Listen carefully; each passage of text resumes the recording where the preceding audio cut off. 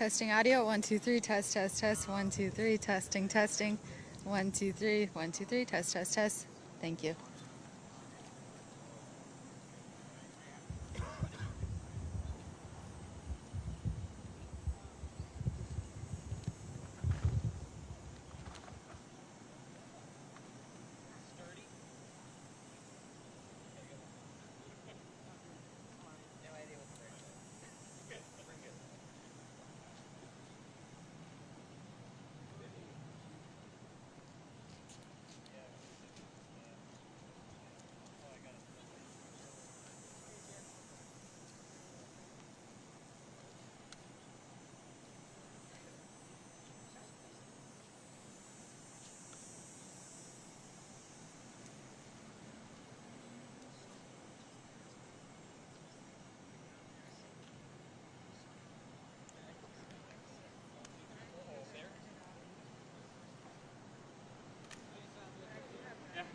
Well, I got my lav on. Microphone test for 2:30 press conference. 1, 2, 3, 4, 5, 6, 7 here at the corner of Grand Avenue and West Diamond Lake Road. Good to go? Cool.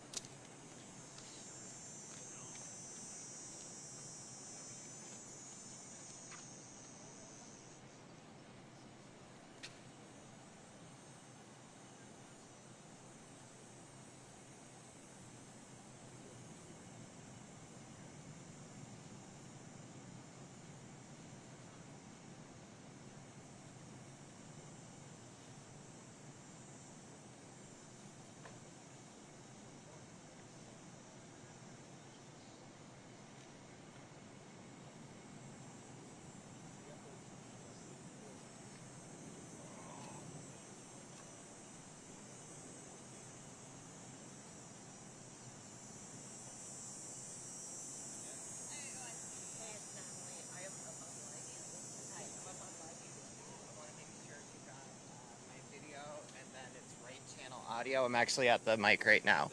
Check 1, 2. Okay.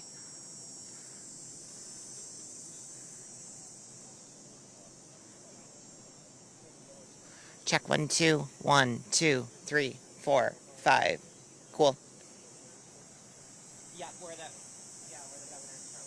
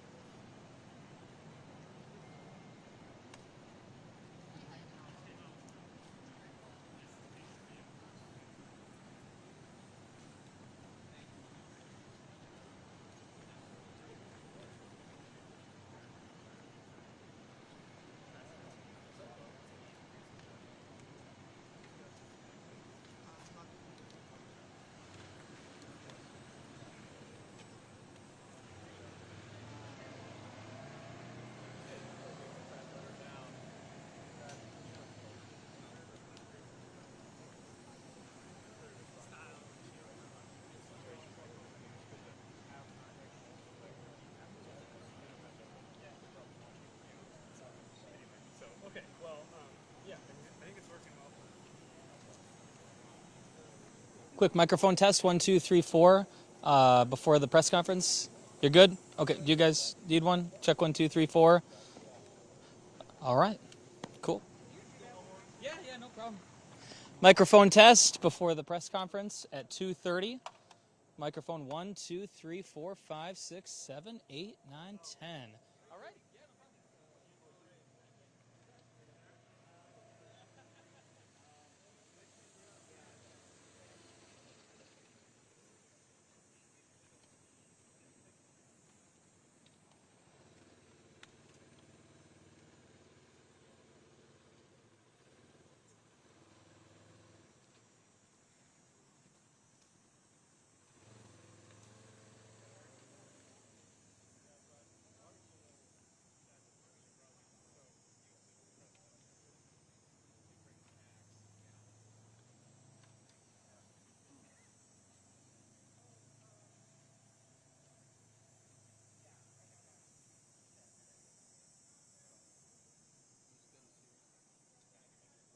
Hey everybody, quick announcement. Adam Fetcher, Chief Communications Officer for the City of Minneapolis. We're just running 5 to 10 minutes later than expected, so just for your planning purposes, thank you. What? Oh, I just ended running 5 to 10 minutes. Yeah, I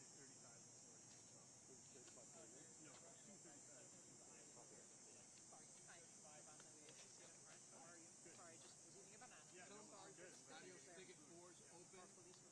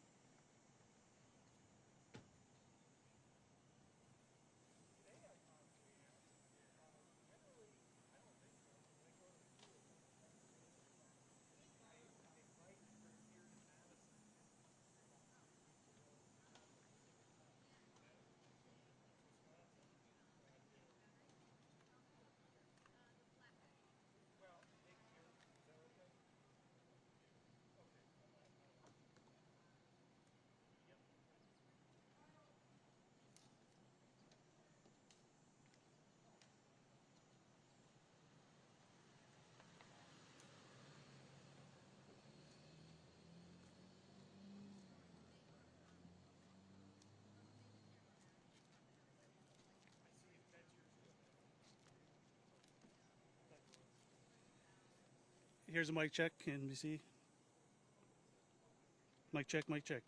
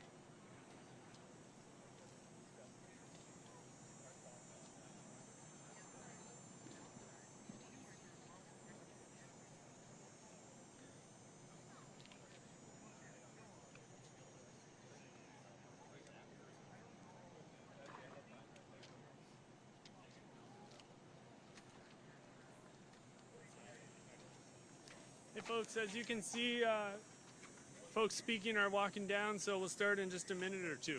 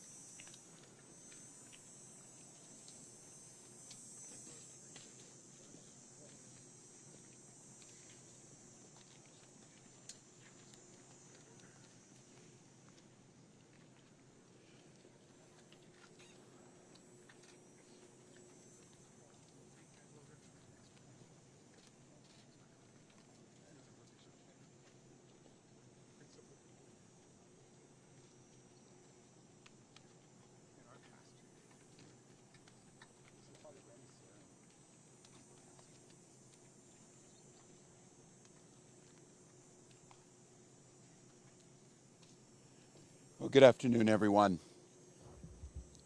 Certainly a day and a news conference that no one wants to be at. A community behind us, Annunciation Church and School, committed to academics, service, and Catholic values, filled with the first days of school of beautiful children going to learn those values, share with their teachers and their classmates. And instead of that joy and that curiosity and that learning, they were met with evil and horror and death. And we often come to these and say, these unspeakable tragedies, or there's no words for this. There shouldn't be words for these types of incidents because they should not happen. And there's no words that are going to ease the pain of the families today. On behalf of all the people of Minnesota, our deepest sympathies. A wish that any of these words would make what you're feeling now better, but it won't. A place that's founded on community, founded on service, founded on family. I'd like to give special thank you to the mayor and the team in Minneapolis, the Minneapolis Police Department, Hennepin County Sheriff's Office, Minnesota State Patrol, the BCA, so many agencies, our federal partners in the FBI, the first responders, and the heroic work that's happening now as we speak at multiple medical locations, including Hennepin County Medical Center, where most of our children were transported to receive the life-saving care. The thoughts and prayers and the hopes and the support that we need to give them in this moment too is critical. Speaking with all the people here and grateful to our federal partners, Senator Klobuchar speaking early this morning and receiving a call from President Trump, who was with his leadership team of the Attorney General and the Vice President, expressing their deep condolences amongst the horror that happened and an offer to provide the support to the folks here in Minnesota of what's needed. So there's a lot of cameras here, and unfortunately we have been through these types of things. They will be gone at some point. All of you, you have to do your jobs. But what happened here today will not be gone. Minnesotans will not step away. We'll stand with this community. We'll redouble ourselves to do the best we can to understand what we can do to prevent any parent from having to receive the calls they received today, from any school dedicated to children having to respond to a situation that, as we said, is unthinkable, but that's all too common, not just in Minnesota, but across this country. It's Minnesota's day today, and it's my strongest desire that no state, no community, no school ever experiences a day like this. So I ask the rest of the folks around the country who are watching, keep us in your thoughts and prayers, but also keep us in the thoughts for action. Keep us in the ideas that we can work together. And it's on these days like this, I think, and I hope we can hold on to it, we are unified as a community. Everybody across the country today is part of the Annunciation Parish, and they're with those families. With that, Minneapolis Mayor Jacob Frey.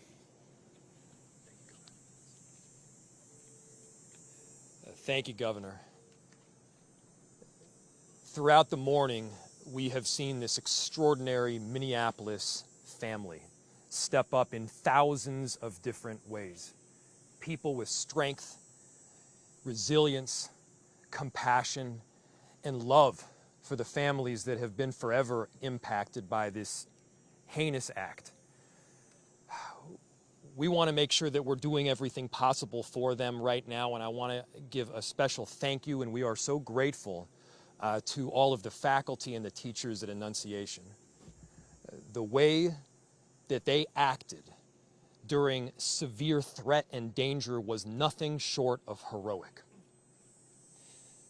This is a tragic and horrible event that should never occur, and it would have been all the more tragic and horrible had they not stepped in, at times perhaps put themselves in danger to protect others.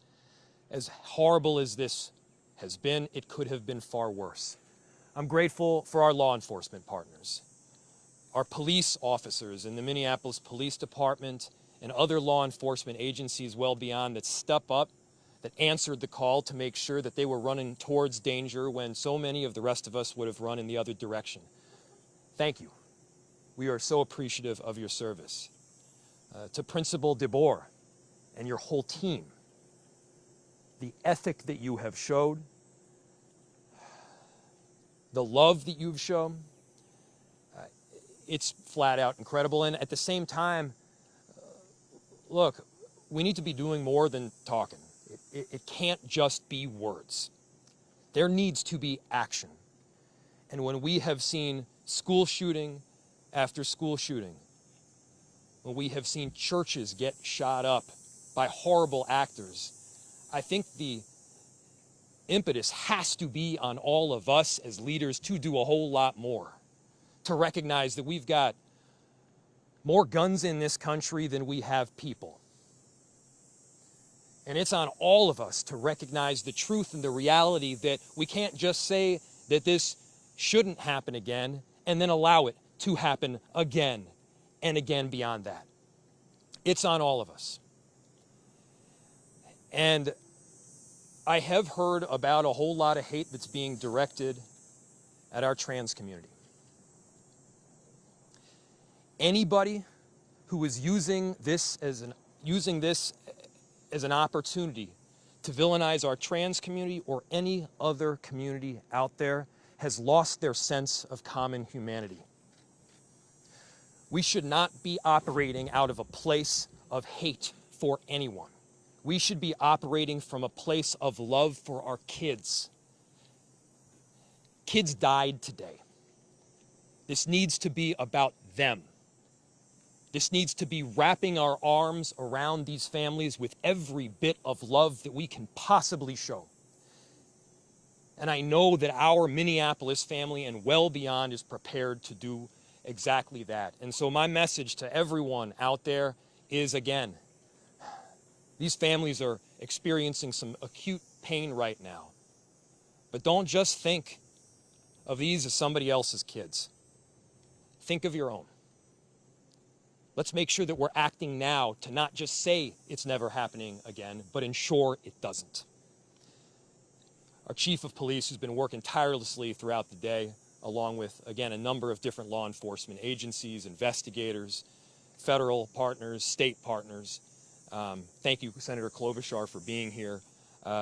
Been working tirelessly, and I'd like to invite him up to give some more of the details that have come up. Chief. My name is Brian O'Hara, B-R-I-A-N, O''H-A-R-A. I am the Minneapolis Police Chief. Good afternoon, and thank you all for your patience as we continue to gather the facts in this investigation into this truly unthinkable tragedy that happened here earlier today. I want to make sure that we are providing the most accurate information possible, particularly as we speak around our victims. At this point, we know we have a total of 19 victims from this tragedy. 2 were young children, ages 8 and 10, that were sitting in the pews at Mass when they were shot and killed. They were pronounced deceased on the scene. There were another 14 children between the ages of 6 and 15 that were injured by gunfire. There were also 3 adults in their 80s that were parishioners here attending Mass that were also shot in this incident. The families of all of the children that have been affected have been notified. The coward that shot these victims took his own life in the rear of the church. That coward has been identified as 23-year-old Robin Westman. No prior criminal history. As to the weapons used to perpetrate this horrific attack, there was a rifle, a shotgun, and a pistol.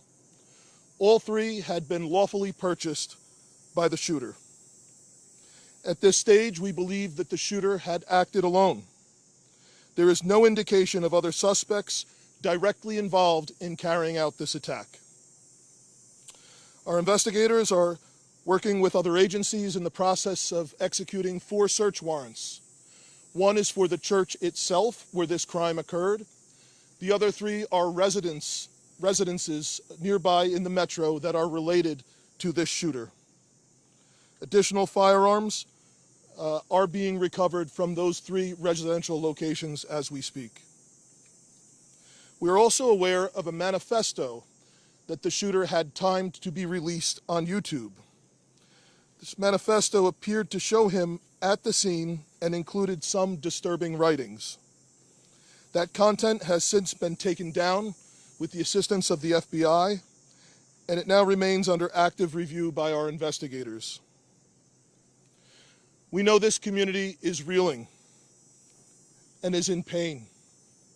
I want to ensure everyone in our community, this parish, all of the families affected, and all of our residents, that all of law enforcement collectively, local law enforcement, our county, our state, and all of our federal law enforcement partners have been here, and we are all working tirelessly to uncover the full scope of what happened, to try and identify a motive why it happened, and whether there are any other further details.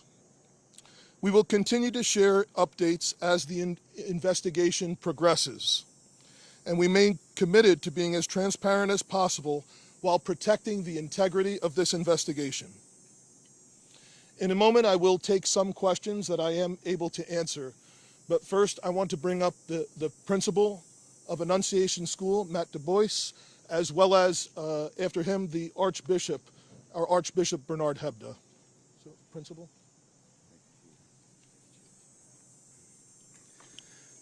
Good afternoon, everyone.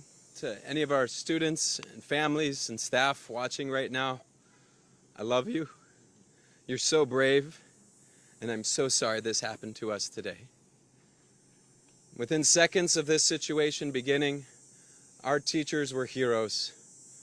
Children were ducked down.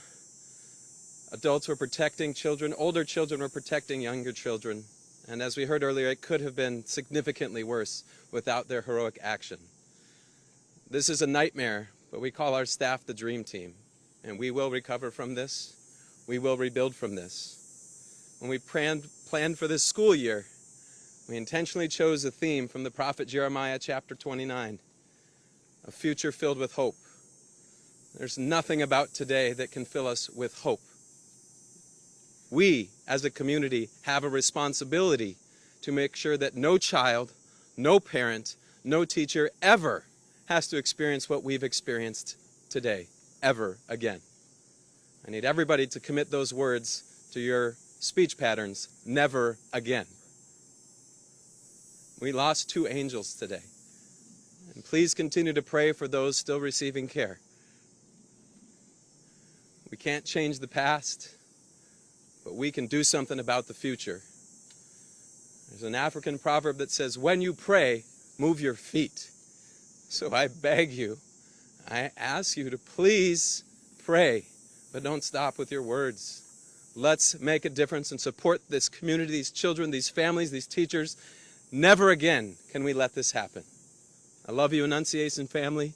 We're with you, and we will be stronger when this is done. Archbishop Hebda will be coming next.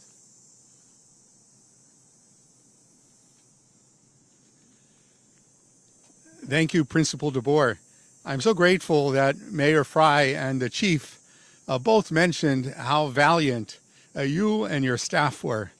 I'm so grateful to the pastor here at Annunciation, Father Dennis Zarin, for the deacon, Deacon Kevin Keneally, also were heroic in this time. But how sad it is, for sure, not only for the families who are directly involved, but indeed for families everywhere who feel the threat that comes from an event, a tragedy like today's. I would never want to correct a principal, but Principal Du Bois said it wasn't so clear where would be the source of hope. And brothers and sisters, we have to be men and women of hope. Already today, I've been receiving messages from all over our country promising prayers. And I think it's the prayers of the feet as well, Principal. That is, for me, is a source of hope, just as we see families stepping forward to help those who have been impacted by this terrible tragedy. Very grateful that Principal DeBoer spoke about prayer. Certainly that the bell in a Catholic church is always a call to prayer, and so it's a reminder for us for sure to be praying. And we have to recognize that it's through prayer and through that prayer of the feet, through that action, that we can indeed make a difference. That has to be the source of our hope.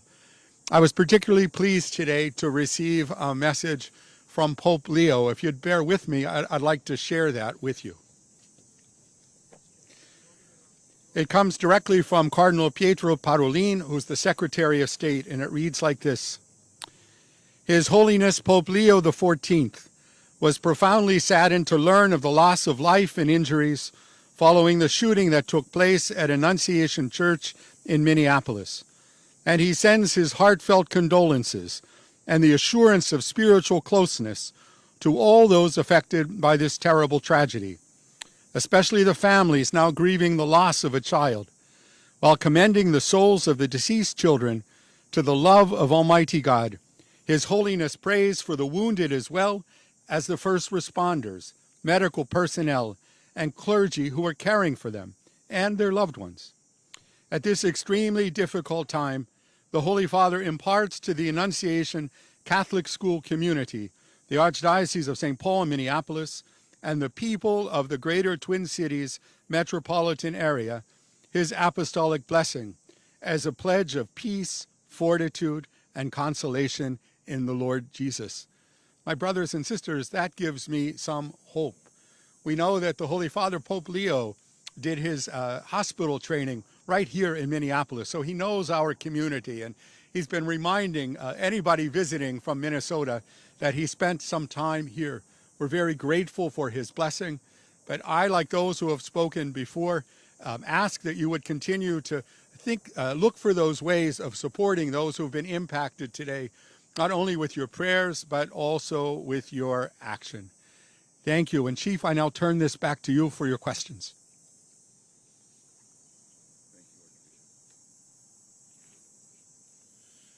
Thank you, Archbishop.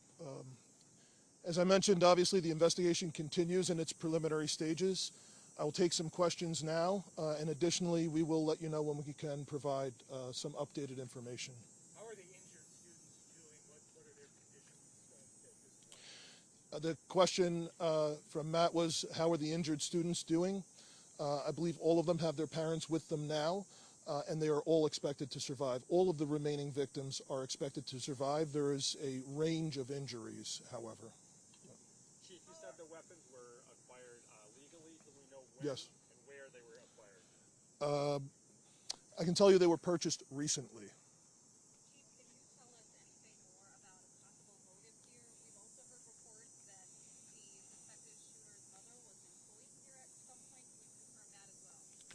So the question was on a possible motive and a relationship to the church or to the school. I have no information to share on a motive other than saying again that there was some sort of manifesto that was timed to come out on YouTube. It's been taken down and our investigators are going through that to try and develop a motive from that. Additionally, there are these 3 search warrants happening in residential locations, and we may very well find more information or writings that could give some sense to that, but we don't have that now. And I cannot confirm a relationship between the suspect or his family and this church at this time, but that's obviously something we're looking very closely at.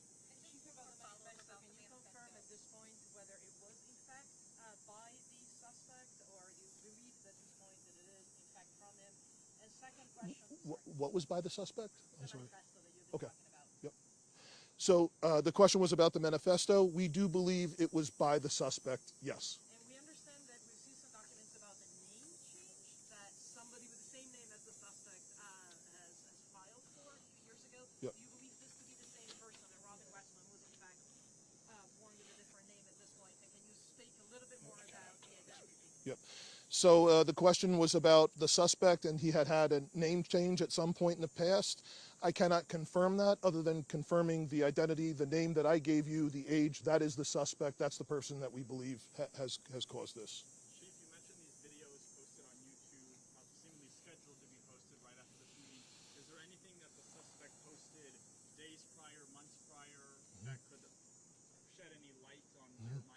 Yep. So the question was, we mentioned that the YouTube videos were scheduled to be posted. Is there anything else in social media that may shed some light into this? We do not have information on that at this time that I'm able to share. However, our investigators and our law enforcement partners are definitely looking at that. How many children and parishioners were in the church when this happened? So the question was how many children and parishioners were in the church when this happened. This was towards the beginning of Mass, so some of the children were already filed into the church and were seated. Others were coming in. I've heard estimates, but we will release a more definitive number. Minneapolis police officers have had a tough couple of days. I know we're talking about the children Yep. in this incident, but there were several shootings yesterday. Yep. How is the resourcing going for you? Are you getting help from other places? Yep. So Sue's question was resources for Minneapolis police due to the other challenges we've had the last 24 hours. Obviously, this has been the most difficult. The dozens of officers that responded to this scene, many of them are deeply traumatized by what they saw, as are obviously all of the children, all of the staff members, Father Dennis, everyone who was at Mass this morning. So obviously that has been our number one priority, is to care for the health and wellness of the officers that responded here.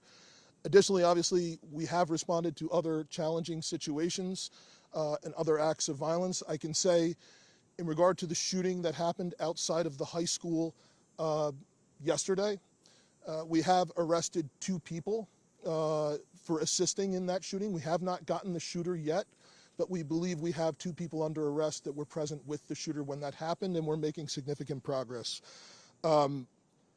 There was an additional arrest at a homicide last night that happened on the 2700 block of 3rd Avenue South. That person has not been booked specifically for being responsible for that murder, but we believe that is the person who caused that. So, no, unfortunately not.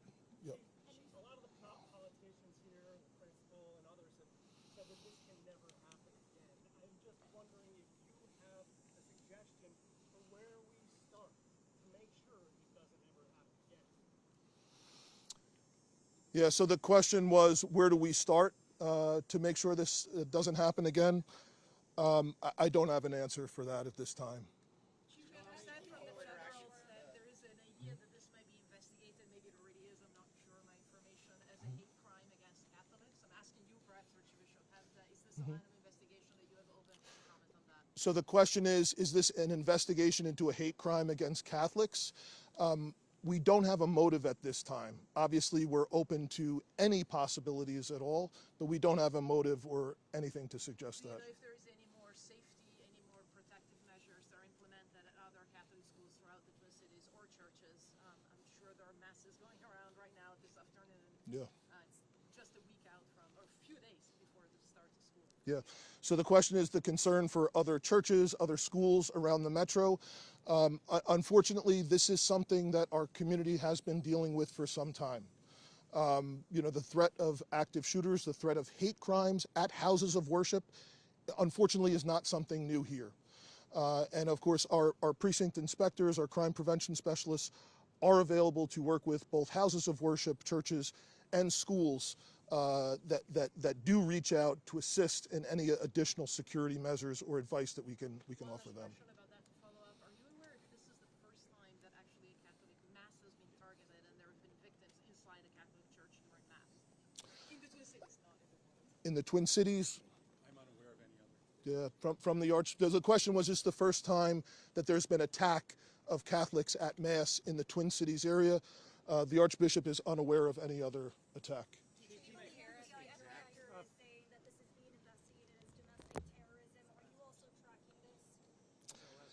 The question was, is it being investigated by the FBI?